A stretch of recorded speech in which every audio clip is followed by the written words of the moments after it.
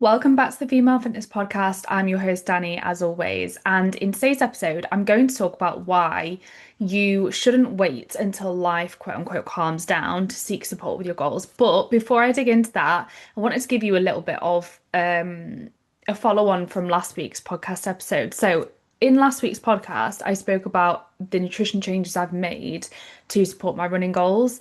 And what I wanted to say in kind of following on from that is that I feel unreal in my training at the moment and I'm due on. And usually when I'm due on, I would find that my performance takes a little bit of a hit and I just feel a lot more sluggish in my training. But genuinely, I feel unreal in all of my runs, in all of my training. And I genuinely think that actively increasing my carbohydrate intake has had a really positive impact on how I feel in my sessions, in my runs, in my gym-based training, and also outside of that. I'm not crashing later in the day. So I am definitely feeling the positive impacts of increasing my carb intake, which is obvious, but sometimes I don't think you quite realize how much of an impact it can have until you actually experience it for yourself.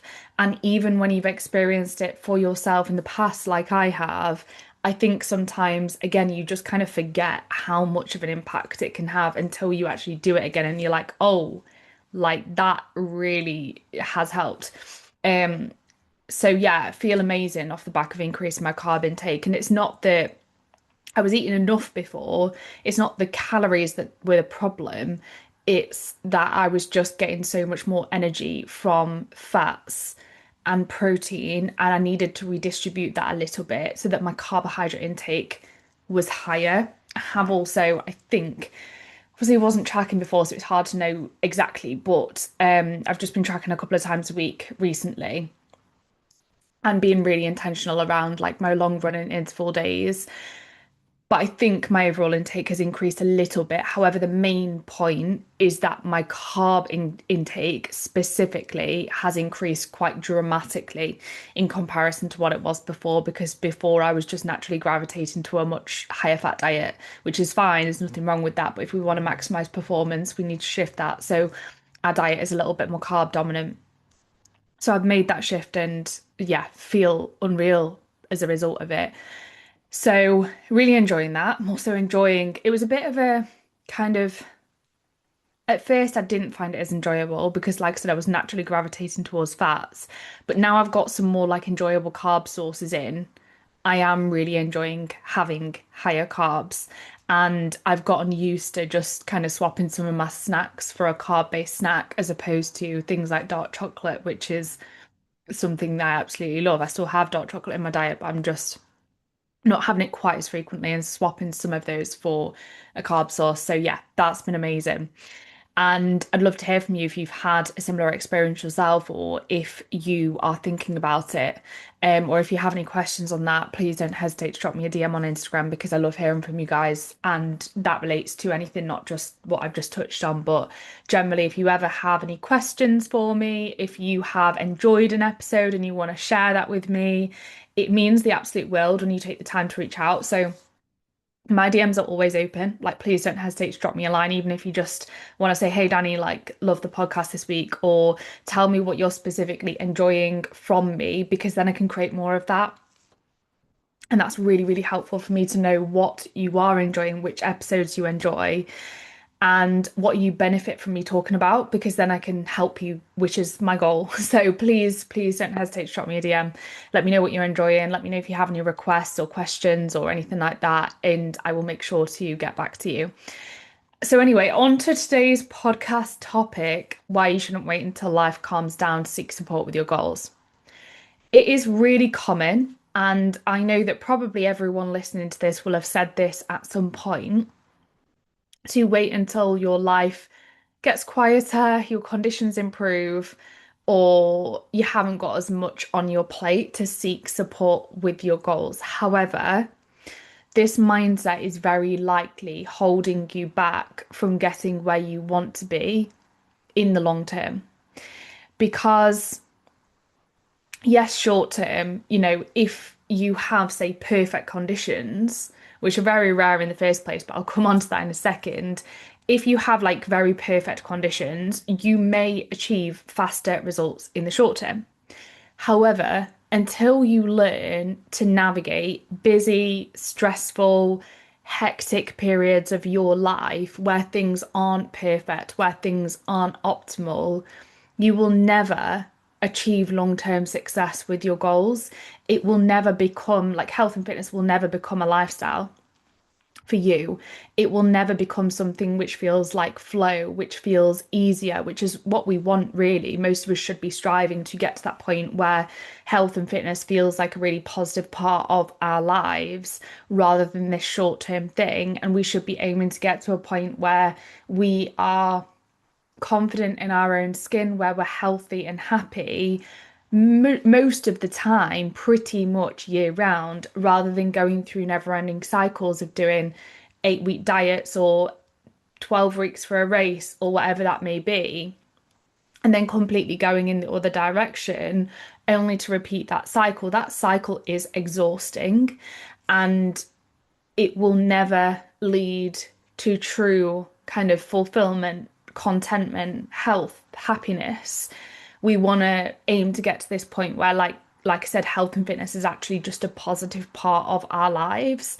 And it's something that we might have those goals, say like races, fitness competitions in and amongst that, but we don't want to be dependent upon them to be behaving in a way that is beneficial for our health and beneficial for our fitness goals. We want to be able to kind of continually progress with those things gradually over time. And as I mentioned, you will never get to that point where you're healthy and happy pretty much year round and you feel in this flow state with all things health and fitness until you learn to navigate difficult circumstances, because we all have to deal with them at certain points in our lives. It is very rare to have conditions where, life is smooth sailing or perfect or optimal. And optimal on paper is very rarely optimal on practice because of that fact that our conditions are very rarely perfect. So we have to adapt our expectations of ourselves, our programming, our targets, our effort levels, whatever it may be, our plan of action in line with our conditions. We have to learn to be adaptable and we have to learn to do that in order to continue to move the needle forwards when things do get hard and life does get super hectic, as opposed to being like, well, F it, I can't be perfect, so I'm just not going to do anything, or ending up engaging in really negative behaviors that are harmful for our health because we have an all or nothing mindset. That's not where you want to be. But yeah, perfect circumstances very rarely come around. If you are someone listening to this who frequently has perfect circumstances, I'm so happy for you. But it is very rare. From my experience coaching hundreds of women, not at once, but over the last 10, 11 years, and my experience in my own life since got into this industry, I know that for most of the people that I work with and for myself, my conditions are so rarely perfect. They're more often than not a little bit chaotic, which you will again know if you've listened to this podcast. However, because of my ability to adapt and because of my clients' ability to adapt as a result, partially of my support, but also they're equipped with that skill for the rest of their lives, we are able to continue to move the needle forwards despite our conditions being a little bit messy. And we're able to continue to pour into our own cup and keep our health in a good spot despite that. And that is an incredible place to be because it means that you're able to kind of bounce back so much quicker if you do have any difficult circumstances thrown your way, and you're able to see long-term success with your goals and get to that point where you're happy pretty much year round and you're fit and healthy pretty much year round. And as you'll know, if you listen to the podcast, I've personally recently had mental circumstances. Like over the last year, I have moved twice. No, I've moved 3 times over the last year, in different cities as well. I was caring for my nan. She passed away, unfortunately, towards the start of the year. I also went through a breakup and then recently have moved into my own place. So, safe to say, my conditions over the last year have not been perfect, but I've still achieved so many goals. I hit a 10K PB. I did a half marathon PB as well. Did a half marathon PB, 10K PB. I also am now training for a backyard ultra marathon, and I'm going to be running the furthest I've ever ran at the end of August. Probably running a whole marathon if we manage to keep going for the 12 hours. And I'm going for another half marathon PB. And I know that I've got fitter and my running has improved massively over the course of the last year, which has been my goal. And that wouldn't have happened if I had had this all or nothing mindset, or if I had waited for my conditions to be perfect to pursue my goals and also seek support with my goals. So when I was training for the 10K, I was working with a coach at the time specifically for High Rocks actually. And that's one of the things I did decide to pull back on because I you've got to, like I've said before, prioritize what's most important to you. And I kind of had too many goals and too many different moving parts on my plate. So chose to pull away from the High Rocks and hit a 10K PB instead. But anyway, was working with a coach specifically for the High Rocks, stopped working with them when I pulled out because that was more of a High Rocks specific thing. And now I'm working with a running coach for the up and coming half marathon and backyard ultra marathon that I'm going to be running. And if I had waited to seek support with my goals when my life was perfect, it would have probably never happened, first and foremost. But also, I would have lost out on so much progress that I've made. And having that support of a coach who knows what she's doing has just made my life so much easier and made it's given me a real kind of sense of purpose and fulfillment that has made me healthier and happier mentally and physically, alongside me seeing that physical progress with my running performance. So I'm so glad I sought that support. And from a client experience perspective, I have a client, Belle, who is working with me while she's dealing with some health challenges at the moment that are out of her control, but are impacting how she's able to train each week. And I'm helping her by adapting her expectations of herself and adapting her programming in line with that to make sure that we're making the most of the time that she has available to make sure that she's still showing up and pushing herself with her resistance training because we've looked at all of the NHS guidelines and the professionals guidelines that she's been given, and it clearly shows that resistance training is supportive of the health struggles that she's dealing with.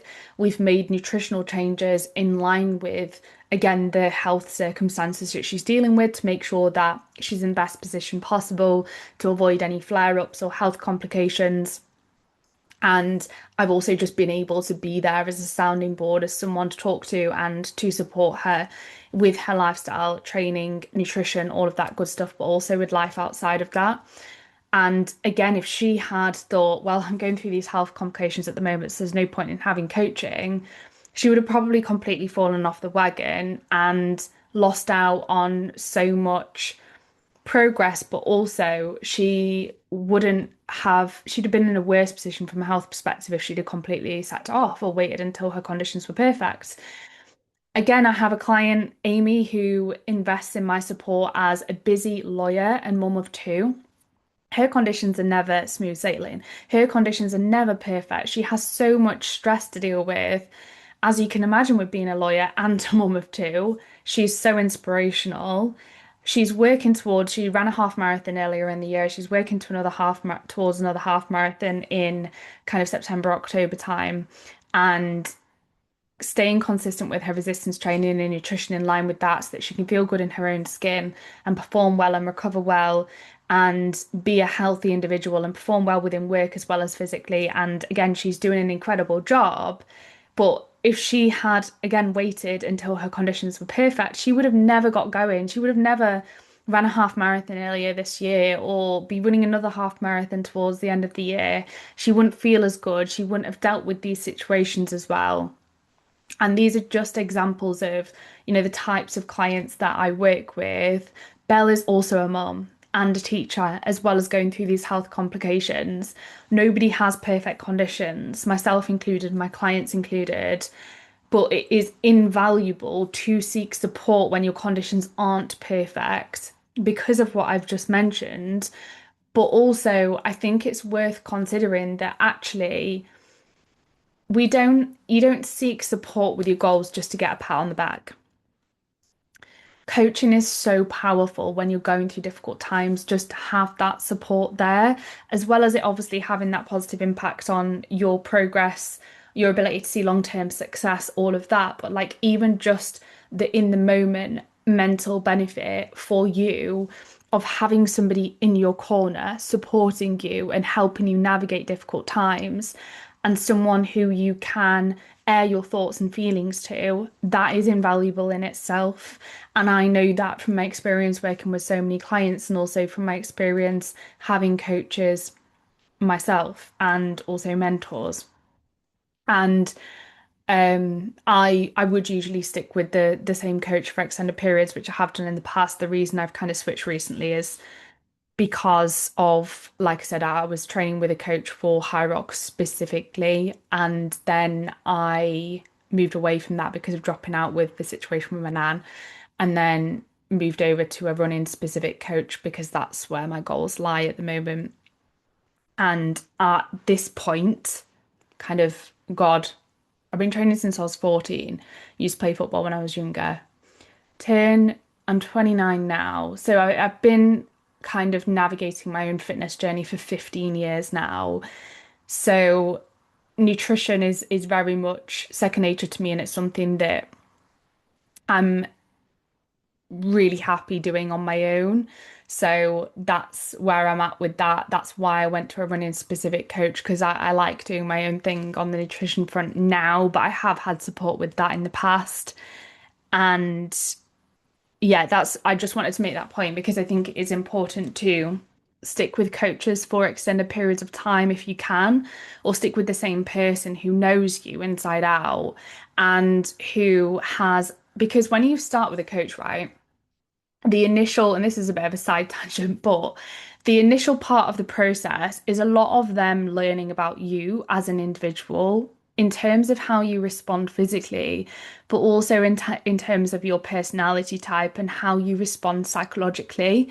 And that getting to know you process is so important because it really lays the foundations for helping them give you the best program and the best suggestions and the best recommendations and protocols, or whatever you want to call it, the best programming for you as an individual to enable you to succeed with your goals because every single client is so different.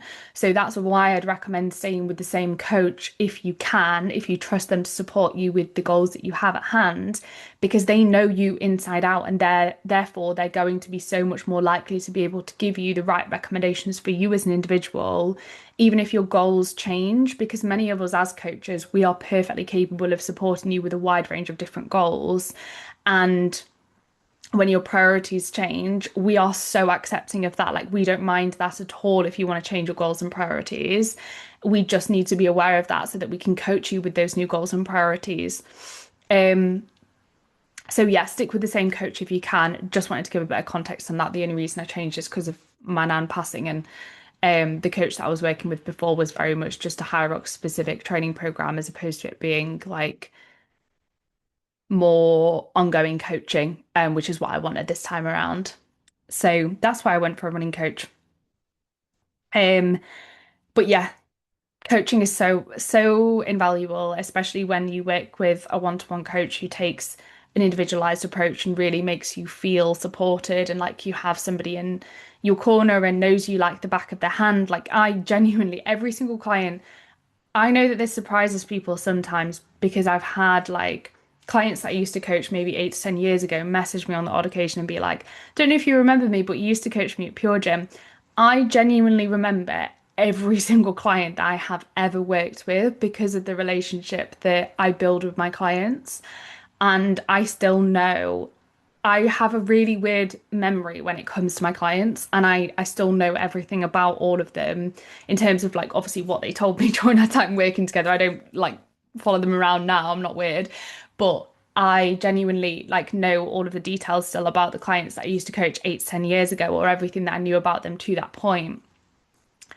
And I still remember each and every one of them and you if you're listening to this. So that's my level of attention to detail as a coach. Like that's how much I care about my clients. And it's obviously testament to the fact that I also cap my numbers as well. So I never work with over 30 clients any one time because I want that level of knowing my client inside out and being able to coach them as an individual, depending on their goals, their values, and all of that good stuff. So yeah, what I do, I absolutely love it. And like I said, coaching has so much value, and that's why I invest in it myself. Like as a coach, obviously I could coach myself, like that is possible. However, it makes the process so much more enjoyable having support there. And it benefits me just like it benefits you guys to have someone do my programming and support me with my goals. Just being able to crack on, enjoy each session, not have to think about it because I obviously think about programming all day with my clients. I don't want to have to think about it for myself. I'd so much more rather spend so much rather spend the time programming for my clients. And that's what happens when I try and coach myself is I'll put my program into the bottom of the pile.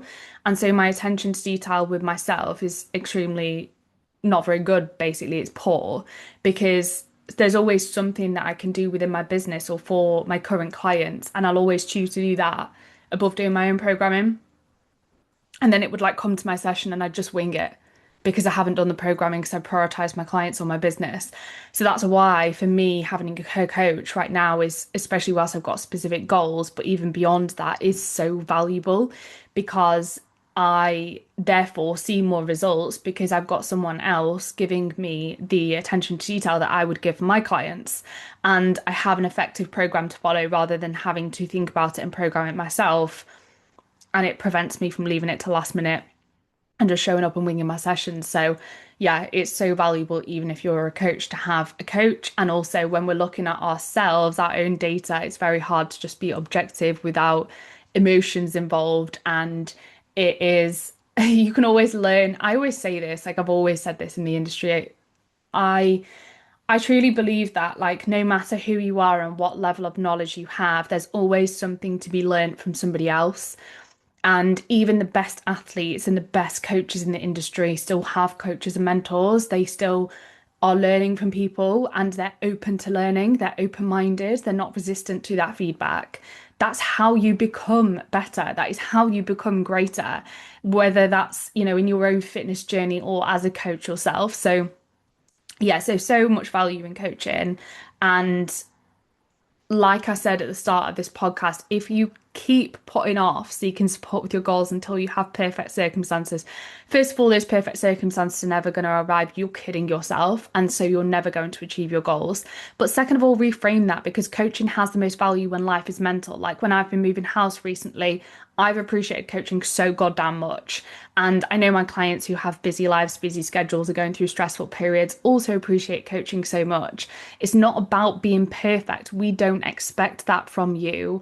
We actually just want to support you to move the needle forwards with your goals and show up for yourself however is most appropriate at that time. And that can look different on paper from one week to another or depending on your circumstances.